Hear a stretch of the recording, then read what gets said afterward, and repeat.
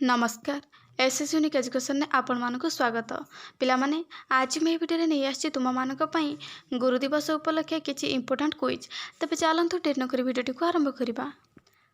प्रथम प्रश्न गुरु दिवस केबे पालन करा जाय?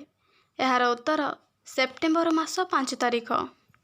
परवर्ती प्रश्न केउ दिन ठारू गुरु दिवस पालन करा जाउछि?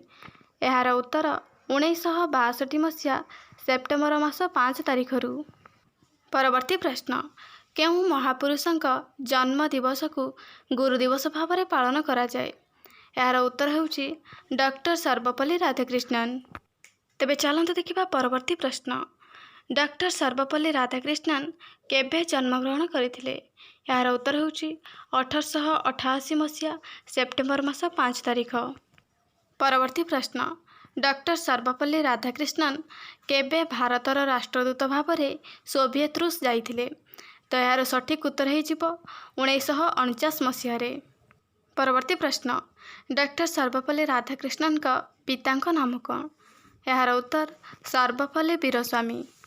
परवर्ती प्रश्न डॉक्टर सर्वपल्ली राधाकृष्णन का माता नाम कौन? यार उत्तर होउछि सर्वपल्ली सीतामा। परवर्ती प्रश्न डॉक्टर सर्वपल्ली राधाकृष्णन का पत्नी नाम कौन? यार उत्तर होउछि सर्वपल्ली शिवाकामो। परवर्ती प्रश्न राधाकृष्णन भारतर केतम राष्ट्रपति?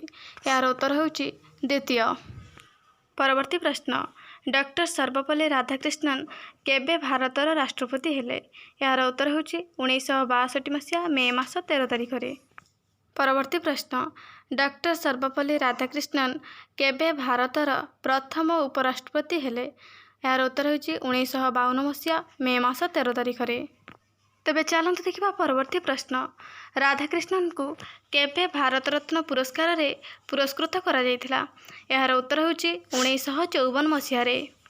परवर्ती प्रश्न डॉक्टर सर्वपल्ली राधाकृष्णन केबे प्राणत्याग करथिले? यार उत्तर होउछि 1975 मसीहा एप्रिल मास 17 तारिख। आशा करछि भिडियोटी आपण मानकु भल लागिथिबो। तबे भिडियोटी गोटे लाइक करदेबे, चैनल नुआ थिले चैनल को सब्सक्राइब करदेबे। धन्यवाद।